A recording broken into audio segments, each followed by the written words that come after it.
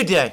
Today is Friday, 3rd October 2025, and over the course of this week, we have had two contrasting meetings taking place in different parts of Europe.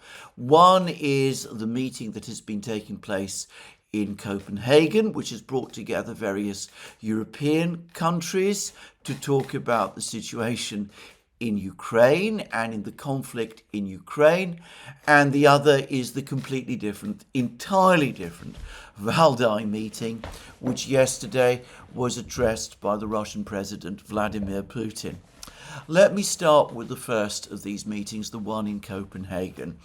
And can I say that watching and listening the various European leaders address that meeting, and by the way, I would add that the Ukrainian President, Vladimir Zelensky, was also there, and he also spoke extensively at this meeting in his usual way. Well, watching and listening to these European leaders, particularly Frederiksen, the Danish Prime Minister, I have to say that it brought very much to mind the meeting that took place in February 2022 at the Munich Security Conference. I'm not saying that the same people participated. That would not be true. Apart from Emmanuel Macron, I think that there's been an almost complete clear out of the European and, by the way, American leaders who participated in the conference in Munich in February 2022, though, of course, Ursula von der Leyen was there. But even though the cast of characters in Copenhagen is different, it was nonetheless striking to compare the Copenhagen meeting with the one that took place back in 2022, in February 2022 in Munich. Now, I have discussed the Munich Security Conference in many programs, both on this channel and on the Duran and in other places. That conference, the Munich Security Conference, took place shortly before the start of the special military operation. I remember watching the European leaders and the American leaders. The Americans were, of course, also present at the Munich Security Conference. I remember watching them at the time.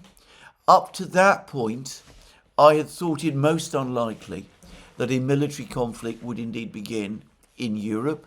I thought that sense would prevail, that there would be diplomatic contacts, and that a diplomatic solution to the rising tensions would be found. But watching that meeting of European leaders, and I should say Western leaders, it was the first moment when it started to sink in with me that a major conflict was indeed coming, because I remember the extraordinary, dizzy sense of euphoria at that meeting. The way speaker after speaker, Boris Johnson, Annalena Baerbock, Kamala Harris, Ursula von der Leyen, as I now remember, Emmanuel Macron, all spoke.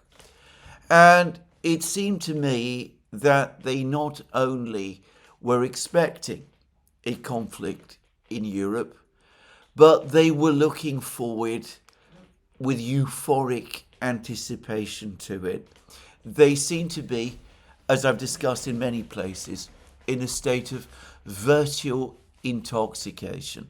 And since then, and I accept that this is my view, but since then it's become clear to me that they'd already worked out in advance this enormous sanctions package, the biggest, most powerful sanctions package that has ever been put together against any one country, a sanctions package which was clearly intended to provoke a major financial crash in Russia, and which they undoubtedly anticipate would create a financial crash in Russia, leading to the collapse of the Russian economy.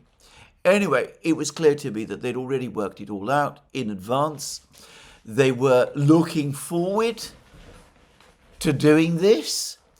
It was universally assumed, as the French finance minister at the time said, that this financial crash caused by the European sanctions would cause the ruble to collapse and the financial system in Russia to collapse, and that this would indeed lead rapidly to collapse of the Russian economy, which was expected to fall back to 1990s levels. I remember people saying that at the time, and it was taken for granted that this would in turn lead to the fall of the Russian government, to a political crisis, and the loss of power, or resignation or ousting of Russian President Vladimir Putin.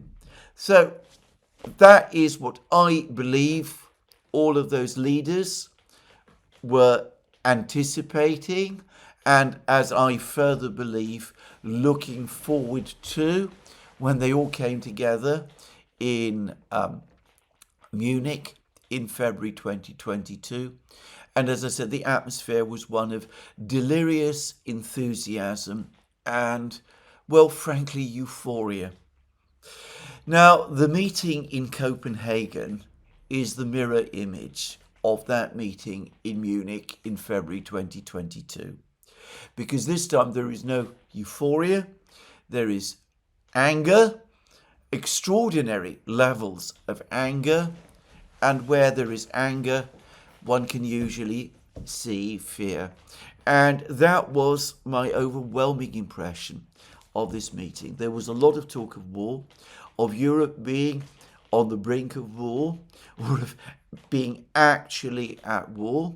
The Danish Prime Minister, Mrs. Frederiksen, spoke, I thought, in an extraordinary way. She spoke about the permanent, perpetual threat from Russia, the Russian army, the Russian empire of the past, the Red Army and its tanks rolling into European cities, that this had been supposedly the long-term history of relations between Europe and Russia.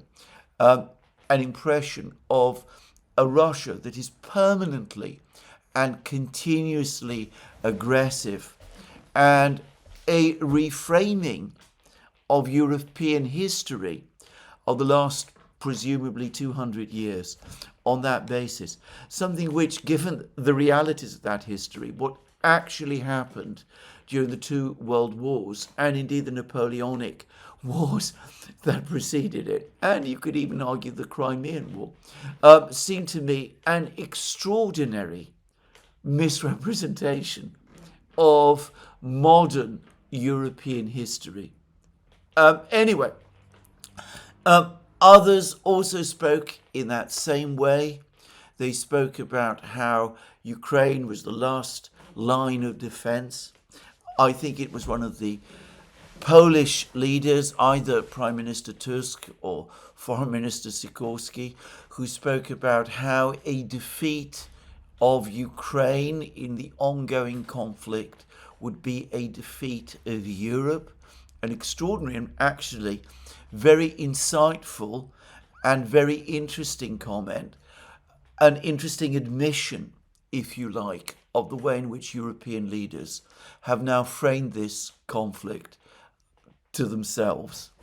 But anyway, there was an extraordinary procession of comments of this kind, all spoken in exaggerated terms, extraordinary anger and fury, and statements about Russia and indeed its president, which I'm not going to discuss and explore further.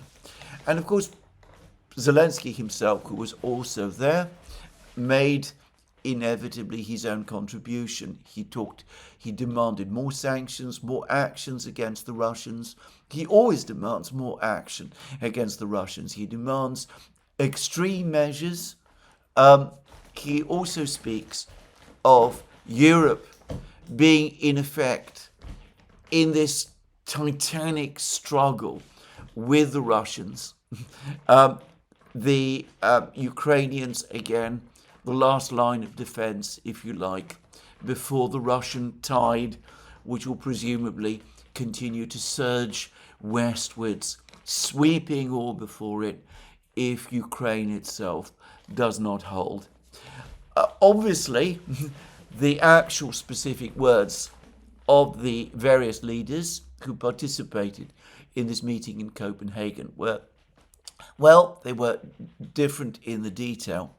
But I think if we're talking about the broad brush of what was said at this meeting, I don't think I can be faulted for my overall description of it.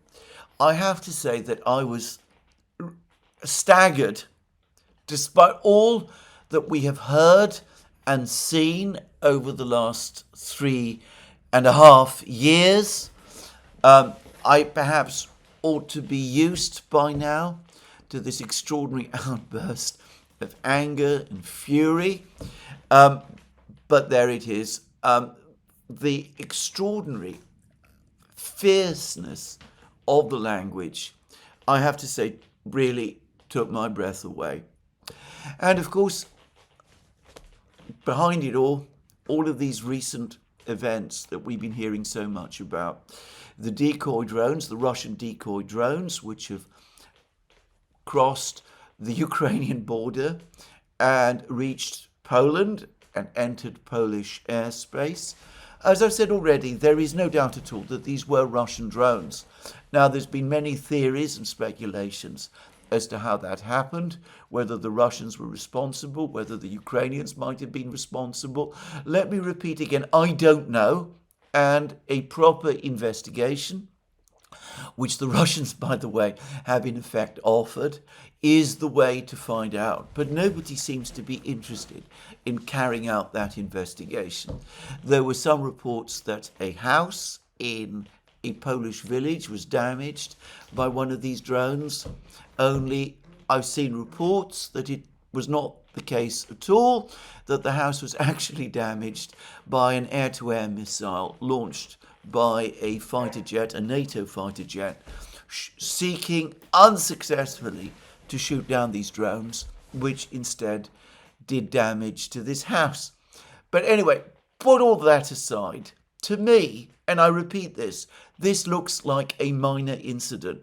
These drones were unarmed. The idea that they were intended to test NATO air defenses seems to me far-fetched in the extreme. And I know many people say that this was some kind of test by the Russians, some kind of threat by the Russians. But how do you conduct a test or make a threat using unarmed decoy drones? It seems to me that, again, people are piling up far too much of this, well, far-fetched and extravagant speculation based on a minor incident. And, well, we had the incident of the MiG-31 fighter jets flying from Karelia to Kaliningrad. Maybe they did stray outside the very narrow boundary of the flight line that they're supposed to follow. And maybe they did fly over this uninhabited rock in the Baltic Sea that is part of Estonia. A protest from Estonia would be enough to cover this incident. I understand that incidents like this happen and happen fairly regularly. There are incursions of aircraft on a fairly regular basis into the airspace of various countries, and it's not usually inflated into the kind of incident that this has been. And then we've had the mysterious drones that have been flying over airports in Denmark and I believe elsewhere in Scandinavia, though it is Denmark that people seem to be talking about. And of course, President Zelensky said a couple of days ago that these drones were almost certainly being launched by tankers, oil tankers, crossing the Baltic Sea, carrying Russian oil, part of the so-called shadow fleet, the Russian shadow fleet. And that seemed to me a wild claim. But of course, as night follows day, this claim of President Zelensky's was then seized upon by the French authorities. They did indeed stop and detain one of these shadow fleet tankers, one that operates under the flag of Benin. And the captain, who turned out to be Chinese, by the way, a Chinese citizen, was arrested, and there was a search done. And President Macron made all kinds of statements about this, which we'll come to shortly. But as far as I'm aware, nothing appears to have been found. Nothing untoward appears to have been found on this tanker. And I understand that it has been released by the French authorities, and it is sailing towards the Mediterranean and is expected before long to reach the Mediterranean and then pass through the Mediterranean and travel through the Suez Canal on its way, presumably to the Far East, to China maybe, with its cargo of Russian crude oil. I read articles of an extraordinary article, for example, in the Daily Telegraph, talking about this incident and about this particular tanker, and how this tanker had been monitored and had been watched and had turned up in all kinds of places from which it might have launched these drones. But squirreled into this article was the word alleged Russian drones that had flown over the airport in Denmark. And of course, the word alleged really says it all, because when you use a word like that, you are in effect admitting that you don't actually know. You don't know whether those drones were Russian, whether the Russian authorities had anything to do with it. As I've said myself, I personally have experienced flight delays over, I believe it was Heathrow Airport, because there was drone sightings near the airport, but nobody at that time was suggesting that the drones in question were Russian. So anyway, there it is, that particular incident, talked up, exaggerated in all kinds of remarkable ways, but there it is. And then there is the Yantar, a Russian spy ship.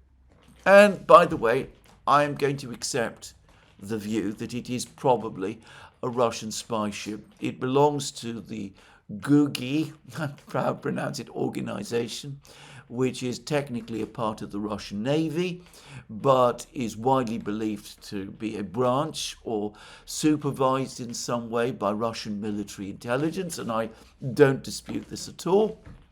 And it is a very modern ship, and you can see pictures of it, and it appears to be festooned with radars and other electronic devices, and it has indeed been passing through the seas of northwest Europe, and no doubt it is conducting intelligence whilst it is doing so. It's been suggested that it is looking at underwater cables, but of course, again, we don't know, and it is not doing anything so far that we're aware of with respect to those underwater cables. Now, Russian spy ships have existed throughout the Cold War. I remember many films about Soviet trawlers that had been converted into spy ships during the Cold War by the Soviet Navy. And in fact, it was a standard part of the Cold War that these trawlers or spy ships operated. And of course, the NATO countries also have their own means of surveillance, and this happens regularly. The two sides constantly monitor and spy on each other. And as far as I can see, this is what Yantar is probably doing. And of course, it is probably what we in the West are also doing as well. In fact, I have absolutely no doubt that we are. If you go to the Russian internet, you will see that they talk repeatedly about overflights of the Black Sea, for example, by Western NATO surveillance aircraft and drones, and how these appear to be monitoring and examining Russian military facilities, often, so the Russians say, in advance of Ukrainian drone and missile strikes on those same Russian facilities. So again, it doesn't seem to me that there is anything particularly unusual about the Yantar. There is an article today in The Economist which basically claims that all of these incidents taken together represent some kind of plausibly deniable action being taken by the Russian authorities. I come back and say what I have said previously, that whilst that may be true, each of these incidents in themselves is so negligible as to amount to almost a zero, and any number multiplied by zero equals zero. So anyway, whatever has been happening, it doesn't justify the anger and frustration that we saw on display in Copenhagen, not remotely. And President Macron has been talking about seizing ships of the so-called shadow fleet, the Russian shadow fleet, on the high seas, detaining them for periods of time, all supposedly with the objective of disrupting Russia's oil trade. This is, of course, entirely illegal, just to say. There's no justification for simply seizing ships on the high seas without any valid or legal cause, simply because they are perfectly legally transporting oil from one country to another country, just saying. And of course, Macron doesn't really provide any legal justification for such a move. And again, I find this really, in and of itself, quite extraordinary, just to say. So anyway, there it is. We have talk about seizing ships on the high seas. We have comments about war, about the Russian Empire, the Red Army crossing borders and doing all of those things. Extraordinary perspectives of history and extreme displays of anger on the part of the European leaders. Now, when there is anger of this kind, there is usually fear, and this has been something that I think is widely understood by most people, that anger and fear usually go, or very often go together. And this is where I bring back the Munich Security Conference of February 2022. Because at the time of the Munich Security Conference, there was euphoria because there was an overwhelming conviction that the sanctions that were being prepared would be effective, and I don't think anybody then expected that the Russian economy would adapt rapidly and would sail on. By contrast, now there is anger and fear because I think over the last couple of weeks, there's gradually a growing sense of understanding amongst the Europeans that the war that is being fought in Ukraine is being lost. And I suspect that this is what underpins all the fear and anger that we have seen. Now notice that despite all kinds of claims about action that would be taken. Nothing positive by way of action was announced at this meeting in Copenhagen. All of the European leaders came together. They spoke furiously and angrily in the way that I have described, but all that fire and thunder produced nothing positive in the way of action.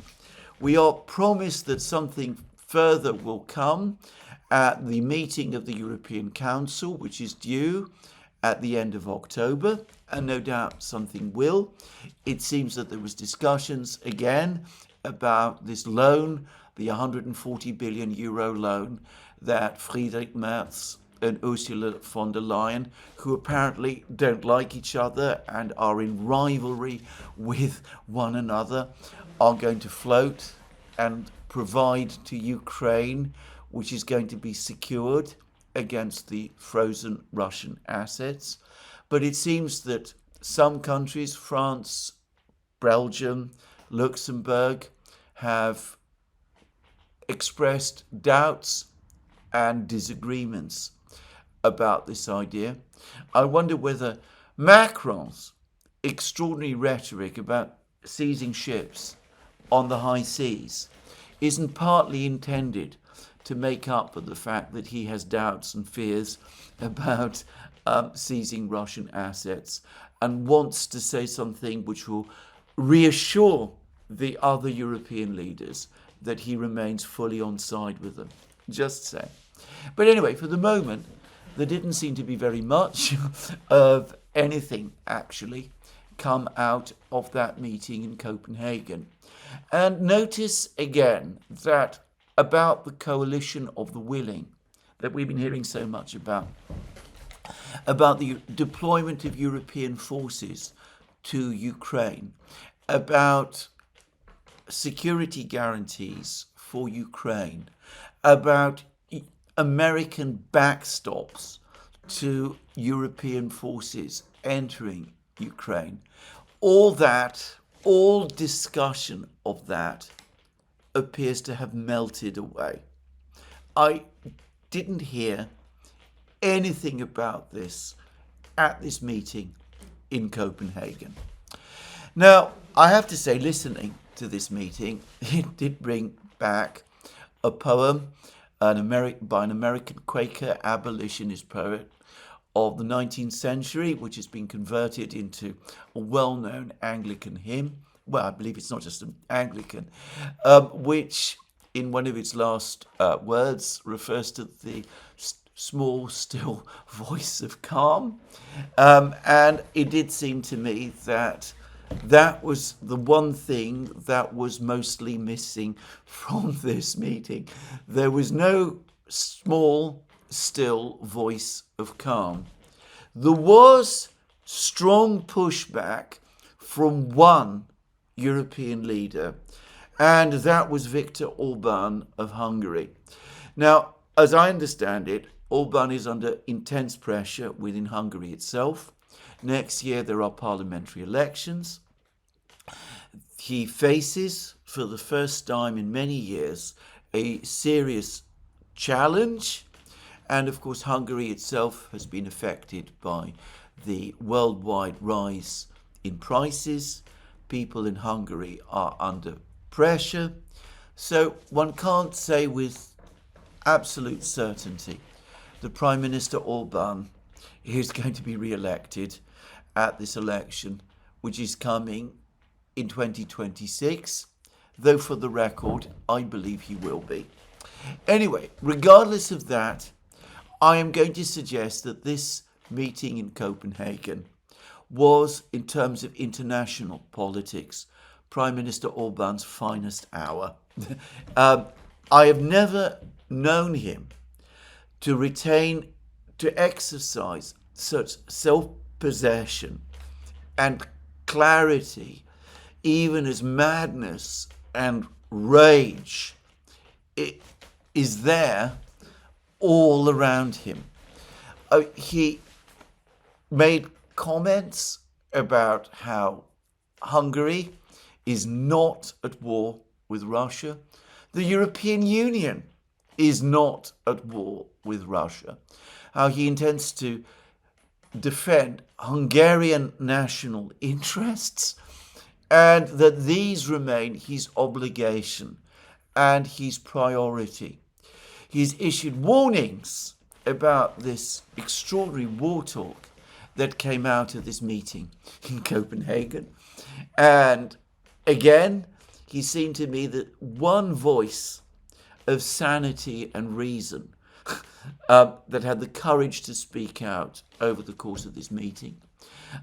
It was, again, striking to see the difference in body language between Orban, who seemed calm and confident in what he was saying, and the agitated behaviour of some of the other European leaders, including Prime Minister Donald Tusk of Poland, who I suspect is increasingly out of tune with public opinion in Poland, and who now has to contend with a Polish president, Mr. Nawrocki, who does seem to take a different and much more sober view of events than Prime Minister Tusk does. But anyway, Tusk also talked about this Manichaean struggle that is taking place between Russia and Europe, and pointedly he spoke about Hungary having to choose sides. And of course, President Zelensky, in his comments, demanding a total embargo in Europe and total rejection of Russian energy supplies, oil and gas supplies. He, of course, mentioned the Hungarians also. Well, Orban remained calm in the face of all of that. And as I said, as far as I'm concerned, this was his finest hour. I would say this, I don't agree with Orban on everything, not by any means. But he seemed to me to be the only leader at this meeting in Copenhagen who, as I said, retained a sense of proportion and a sense of balance and had the courage to say things that no one else, though I suspect some of the others privately think as he does, but things that no one else at this meeting had the courage to say. Now, there is one very important difference between this meeting in Copenhagen and the Munich Security Conference of February 2022, and that is that, of course, at the Munich Security Conference in February 2022, the Americans, the Biden administration, was there in force, Kamala Harris, Victoria Nuland, various others, whereas at this meeting in Copenhagen, so far as I could see, the Americans were not present. And that is, of course, a decisive difference, because for all the fire and thunder, for all the talk about war, for all the talk about decisive action being taken against the Russians by the Europeans, part of the anger and frustration is that the Europeans know that without the Americans, they are nothing. They have no ability to do anything that will embarrass or inconvenience, even inconvenience the Russians in any significant way. To the extent that the Europeans have been able to do things, they have already done them. In the many sanctions packages they have previously brought into effect. From this point on, it all depends entirely on what the Americans can or will do. Now, over the course of the last week, I have been increasingly concerned about what appeared to me to be the drift of American policy towards a more confrontational direction towards Russia. We had the discussions about Tomahawk missile supplies to Ukraine discussions about possible supply of the Barracuda missile to Ukraine. We've had President Trump's apparent authorization to provide further intelligence to Ukraine to enable the Ukrainians to conduct deep strikes inside Russia. We've had comments by General Kellogg, and we've had comments by the Vice President J.D. Vance. Well, let me begin by saying that I've now had a further opportunity to listen carefully to what J.D. Vance actually said. And I think that when listened to carefully, it came across to me that perhaps J.D. Vance was being rather less categorical than appeared to be the case. He was saying that the Russians needed to come to their senses and to negotiate, which of course is in line with what President Trump and other officials of the administration had been saying. But on the key issue of Tomahawk cruise missile deliveries, actually, when you unpack his words carefully, he didn't say that he supported that. He didn't say that he opposed it. He said that it is under discussion and that it is for the president ultimately to decide. Well, that is an interesting comment from Vance, because we've now had statements about this incredibly bad idea, by the way, from Reuters, which casts doubt on whether the Tomahawk missiles will indeed ever be supplied to Ukraine. US Tomahawk missile shipments to Ukraine, unlikely, sources say. The Trump administration's desire to send long-range Tomahawk missiles to Ukraine may not be viable because current inventories are committed to the US Navy and other US uses. A US official and 3 sources said. Always these anonymous officials and sources. And then we're told that we're then told that a US official and sources familiar with Tomahawk missile training and supplies question the feasibility of providing the cruise missiles. The US official stressed that there was no shortage of the workhorse weapon, which is often used by the military for land attack missiles, suggesting other shorter distance options could be supplied to Ukraine. The official said the US may look into allowing European allies to buy other longer range weapons and supply them to Ukraine, but Tomahawks were unlikely. And there's no explanation as to quite why, but the point is, the article then goes on to say that the Tomahawk missile has been in production since the mid-1980s. In recent years, production has ranged from 55 to 90 per year. According to Pentagon budget data, the United States plans to buy 57 missiles in 2026. Now, this is far less, by the way, than I had believed. I said in one of my recent videos that I understood that production of Tomahawk missiles by the United States was at the same order of magnitude as production of Patriot missile interceptors. This is clearly not the case. I assumed that the United States was producing around 500 Tomahawk missiles a year, which is roughly the number of Patriot missile interceptors it produces each year. It turns out that it is producing far less than this, between 55 and 90 per year.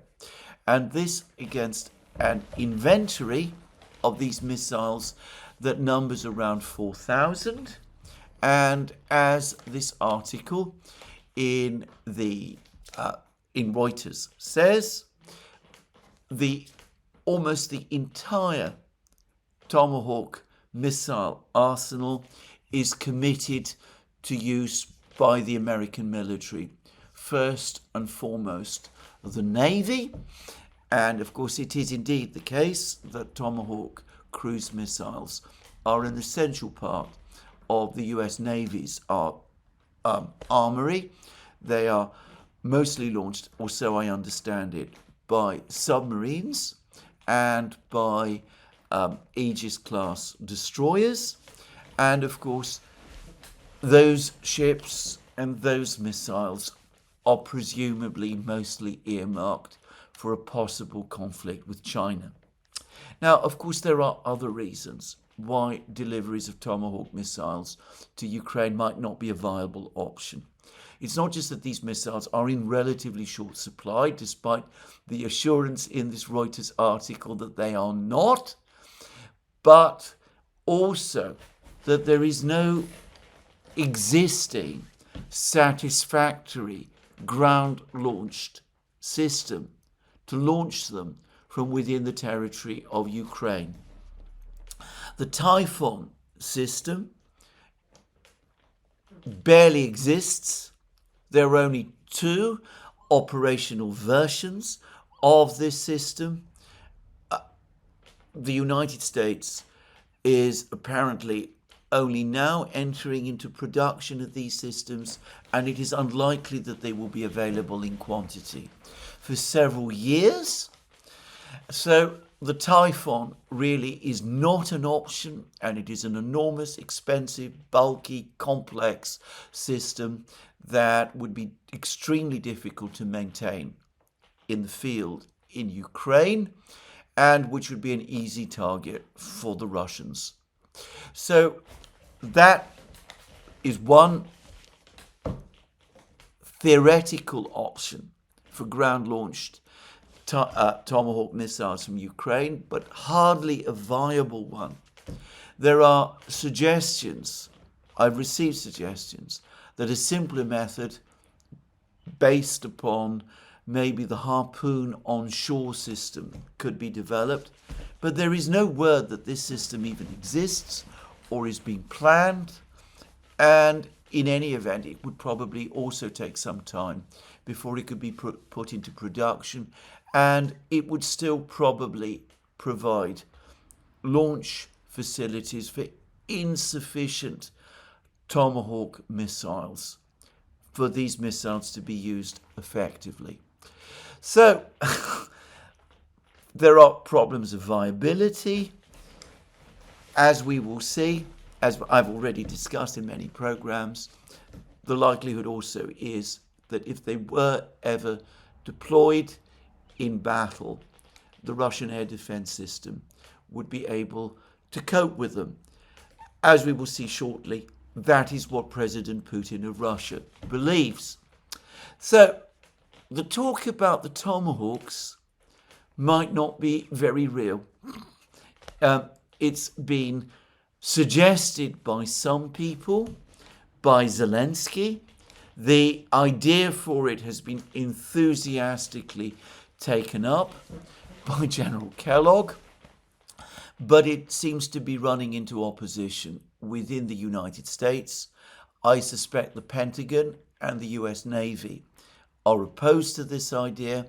I don't think J.D. Vance's comments necessarily mean that he supports this idea, and the Reuters article rather suggests that a decision has been made against supplying it.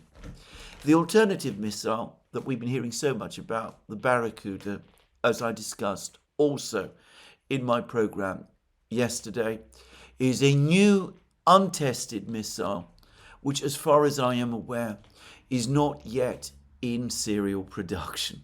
So I can't really see that it can be brought into service anytime soon by the United States or supplied in large quantities to Ukraine. So anyway, it's possible that the belligerent language we have been hearing from the United States over the last couple of days or week or so actually in the end means less than it seems. I say that I don't know that. Of course, it could be that the president very, very angry because President Putin is not moving forward decisively to freeze the conflict in the way that the president wants. It may be that the president is indeed angry and that he's now searching for some way to gain leverage over the Russians. That's the theory that I have run with over the last couple of days. But thinking about matters further and looking at the logistical and other issues, I wonder really whether this can actually be so. Whether what we're seeing is another lobbying effort by some people in the United States, General Kellogg, for example, which has gained a certain amount of media attention, but that in reality, American policy remains what the president has previously indicated, which is disengagement. Not total disengagement. The United States continues to provide intelligence. The United States continues to provide other assistance. It continues to provide a flow of weapons, though these are weapons that the Europeans are expected to pay for, but that the United States perhaps is not as committed to support for Ukraine as it was this time last year when the Biden administration was still in office. Not complete disengagement, but a reduction of engagement significantly.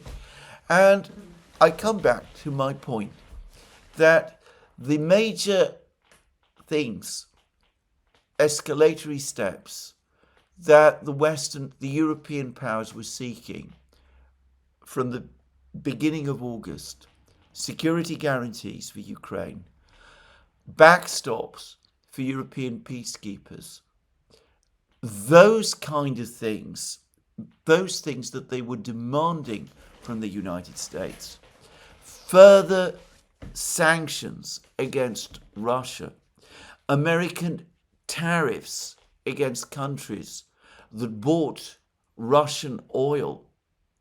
None of that has appeared. And to repeat again, there was no American official, senior American official, apparently participating in this meeting in Copenhagen.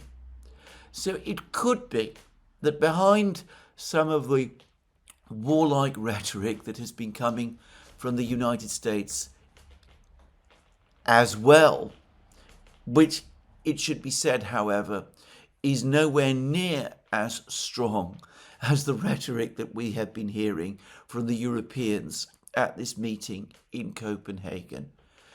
It could be that what we're actually continuing to see is that process of disengagement that President Trump basically indicated a short time ago.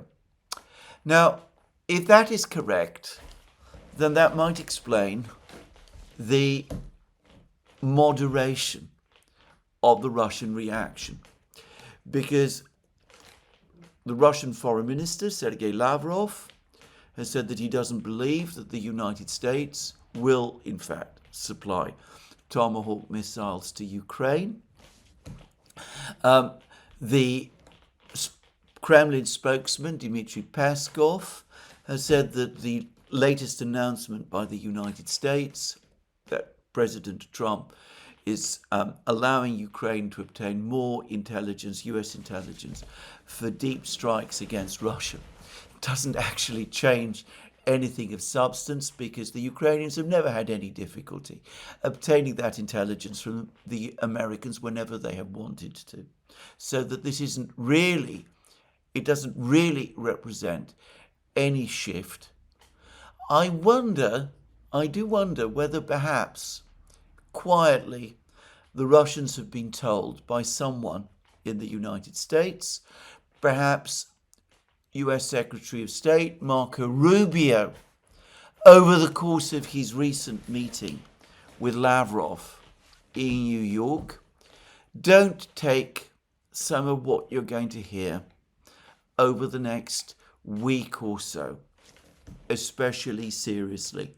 We have to manage the Europeans and we have to manage the Ukrainians. You may hear things about Tomahawk missiles and Barracuda missiles and changes to intelligence and all of that. But really, in practice, it is going to change nothing. Just saying.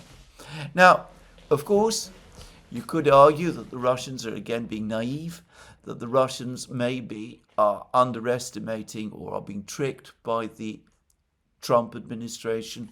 The Trump administration has tricked others in recent weeks and months, as I've discussed, and we've discussed extensively in previous programs. But I do think that there is a difference, and that is that these reassurances, if assuming that they have been given, must ultimately correspond to some extent with the truth. Because I have discussed in programs, and I've received a deluge of information from all sorts of people about the impracticalities of supplying Tomahawk cruise missiles to Ukraine. The Barracuda missile, as I've said, does not even in production numbers, properly speaking, exist. And the point about intelligence being provided to Ukraine by the United States to enable deep strikes inside Russia. Well, what Peskov is saying, that the Americans have already, to all intents and purposes, been providing it, well, that basically does look to be true. Now, if this is correct, then it probably ties in to the rage and anger that we saw in Copenhagen, because the Americans are not there. Perhaps they're not providing the support that the Europeans are looking for and expected. And without the Americans, the Europeans know that this game is lost.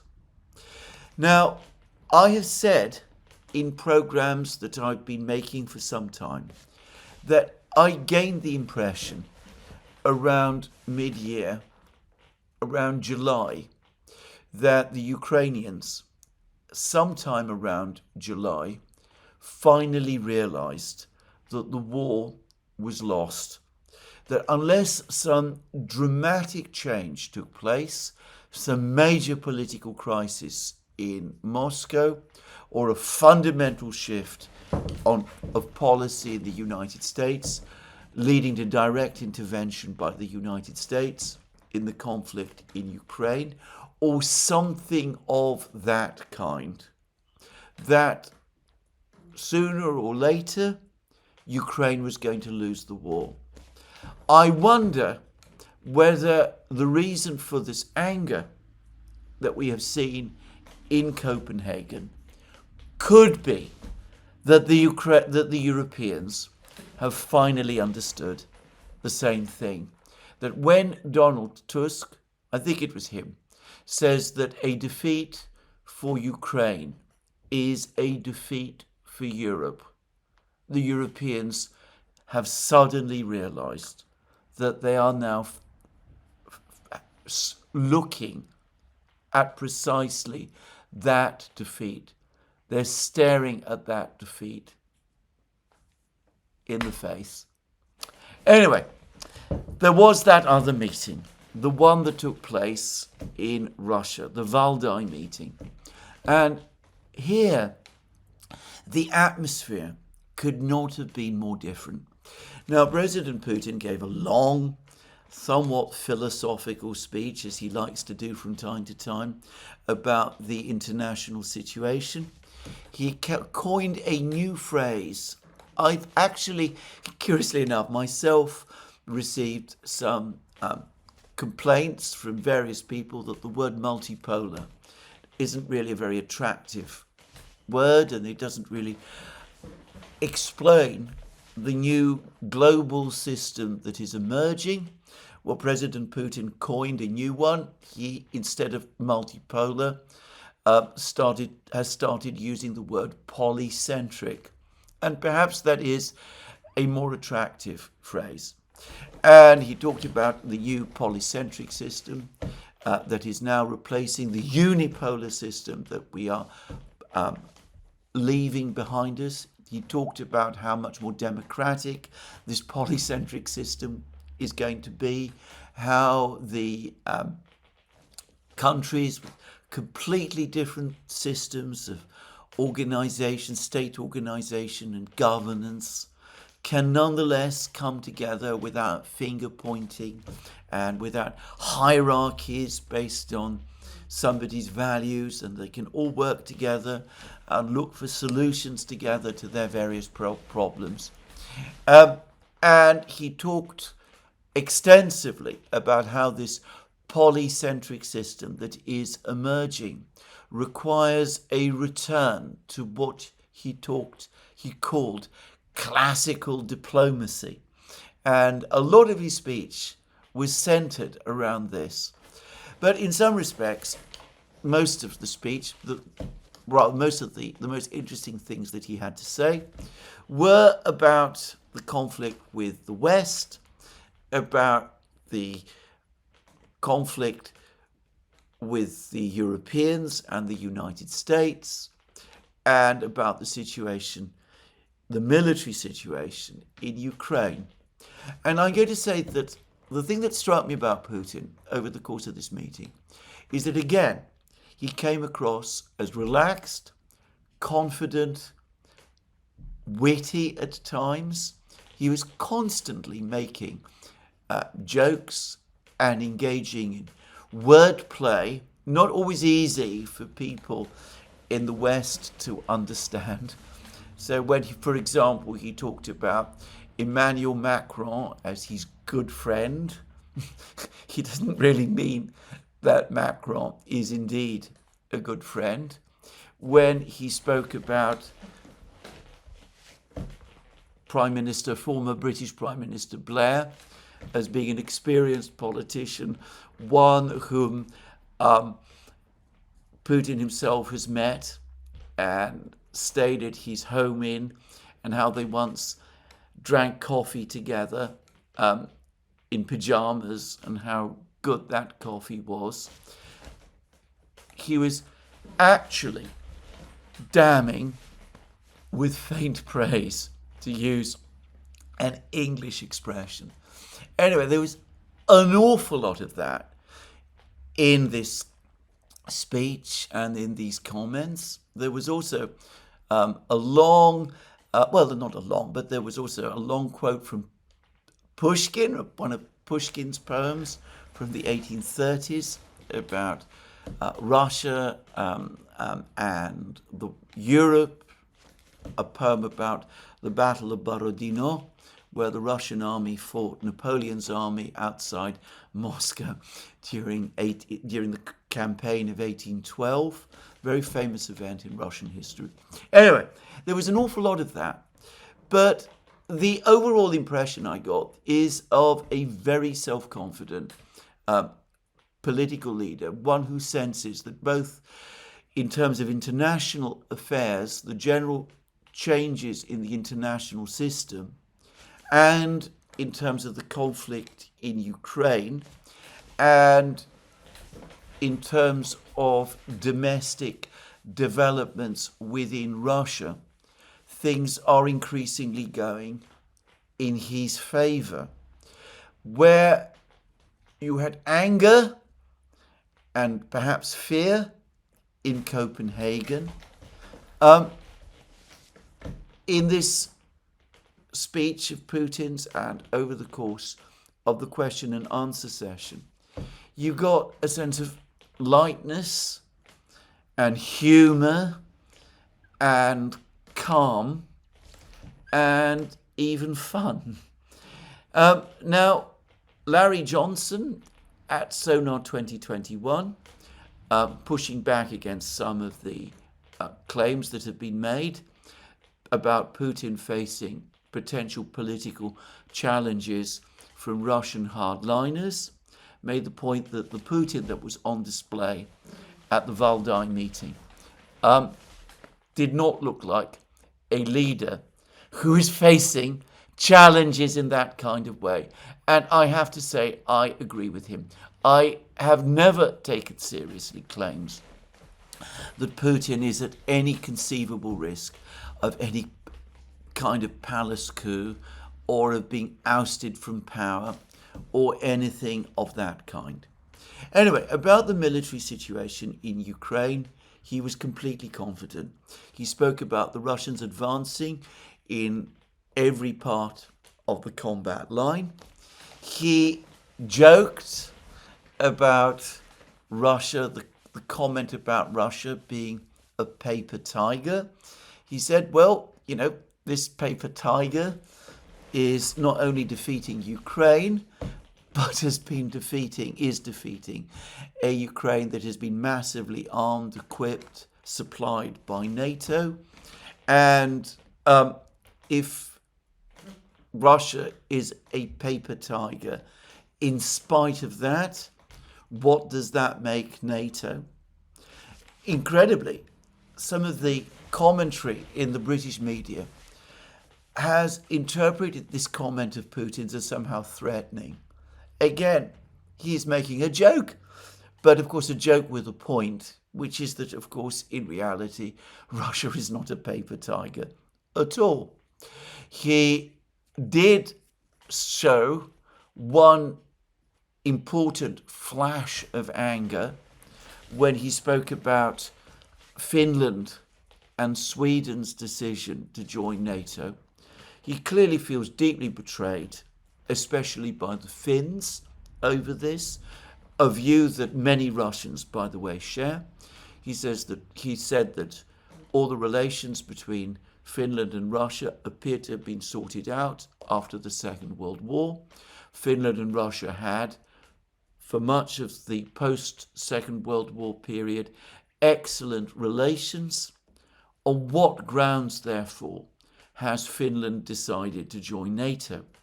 And he ridiculed claims that the Finns are not going to host American nuclear weapons. He said that he knows exactly how things in NATO work and that he doesn't believe any assurances of that kind given by the Finns. It was the only real moment of anger that Putin expressed over the entire course of the Valdai meeting. And he also spoke at length about his time as director of the FSB, Russia's counterintelligence service, and his astonishment at the time when he discovered the extent of Western support for the insurgencies, the various insurgencies in Chechnya and in the Northern Caucasus in the 1990s and 2000s. And that it was this which brought home to him the extent to which the Europeans and the Americans remained still hostile to Russia, and that it was not simply ideology that underpinned the Cold War, but also a generalized hostility towards Russia, and that for that reason, the explosion of anger against Russia and the actions that the Europeans took against Russia following the start of the special military operation did not surprise him. I should say that I believe that this experience, this realization about what was really happening in the Caucasus, he speaks about how helicopters, I presume American helicopters, were transferring fighters, insurgent fighters, from one place to another. And one would love to know the details of this and how it was done. But anyway, I suspect that this has been a decisive event in forming Putin's understanding of relations with the West. Putin is often assumed by many people to be naive about the West, but this experience strongly suggests otherwise. Anyway, Putin spoke about all of that, but he did also speak about other things. And as I said, he was confident about the military situation. He still held out some possibilities of moving forward with the Americans to normalize relations. But I got the strong experience listening to him that he doesn't expect that this will end the conflict in Ukraine. He is looking beyond it. He made some very interesting points about strategic weapons, the Strategic Arms Treaty. He clearly doesn't believe that it will be extended in February. The START Treaty will be extended in February. He spoke about Russia's own ability to develop nuclear weapons and its nuclear arsenal, which was putting Russia in a secure position, according to him. He hinted at new weapons coming, and he also made clear that if the United States continues to insist that China be included in future negotiations about limits on strategic weapons, then Russia will insist that Britain and France be included also. And that is something which I could say in advance the British and French will not be happy about, would not be happy about at all, and would be certain to vigorously oppose and resist. Anyway, I'm not going to discuss this in much more detail. Putin said many other things. I mean, he said that Russia poses no threat to the West, poses no threat to Europe. He said that this is an absurd idea. He ridiculed the claims about the Russian drones. He spoke about the seizure of the tanker, the Russian oil tanker, by the French as piracy, and said that this would be something that if the Europeans proceeded with, would be escalatory. He made it clear that if the Europeans and the Americans do start conducting deep strikes inside Russia, that the Russians will respond, but he was careful not to say in what way, and he said specifically that if he did, that would be seen as aggressive and would escalate the situation, the tension, even further, and he didn't want to do that. My overall sense is of a leader calm and confident and going about his business.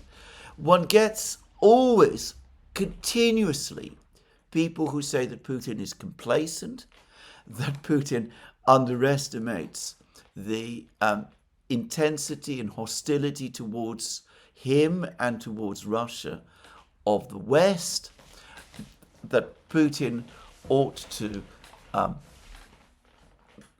take further steps to accelerate and intensify the special military operation, because failing to do so might result in all sorts of bad or worse things happening. My own sense is that Putin himself has no illusions, but believes that he has the situation fully under control, and who is also increasingly looking forward to further developments in the Russian economy, which is another matter completely separate, which I'm going to discuss in future programs. Anyway, that was my overall sense. As to the Tomahawk missiles, he said that these are outdated missiles. They're old, they're still potent, and they're still powerful, but he is confident that if they are ever supplied to Ukraine, Ukraine will find that they are not a game changer and that Russia's air defense system will rapidly get on top of them. And about that, I am sure he's right. And in a particularly interesting set of comments, he discussed Ukrainian casualties. He said that Ukraine is losing more men each month than it can replace, and that this is the fundamental problem that the Ukrainians are facing. They can be supplied with drones and missiles and tanks and Tomahawk missiles and other things, but ultimately they cannot win the war because their losses are too high and that those losses simply cannot be replaced. So, confidence on Putin's part and on Russia's part, and as I said, a press conference, or rather, well, not a press conference, but a Q&A and a speech conducted with calm and humour and fear and anger on the other side in Copenhagen. As I have said many times, I am not a betting man, but I know where I would put my money if I was obliged to make a choice. Anyway, this leaves little time to discuss military developments, and I will do so very briefly. But the war in Ukraine, of course, itself continues to go on. And over the course of the last 24 hours, there has been another massive Russian combined drone and missile strike across Ukraine. And there's been some rather plaintive comments, which I've seen on the Ukrainian side of the internet. It's been pointed out that some months ago there was a lot of talk in Ukraine about a new type of interceptor drone that Ukraine was going to create, which was going to shoot down the Duran drones in the sky. And there's questions being asked about what has happened to them because they don't seem to be having much effect. And Mariana Bezuglaya, the dissident Ukrainian MP, has come out and said, well, actually, these drones don't really exist. They're a concept that nobody has ever translated into real production, and that the reality is that the entire system of defending against Russian drones and the whole air defense system in Ukraine is disorganized and chaotic, and that there really isn't any plan or idea about what to do. Well, that's Bezuglaya, and of course others might dispute that, but anyway, that is what she said. I have found her overall, I ought to say, a reliable reporter of these kind of matters. Anyway, even as the Russians continue to conduct massive drone and missile strikes, and I will have to discuss this latest attack in more detail in my program tomorrow, because as of now, I'm not entirely sure what targets it was exactly that the Russians were attacking. It does seem to have focused mostly on northeastern Ukraine and to have included Kiev, just saying. But anyway, the actual fighting on the front lines continues, and well, perhaps the most dramatic information continues to come from the Zaporozhye and Dnipropetrovsk regions. The Russian advance there continues remorselessly.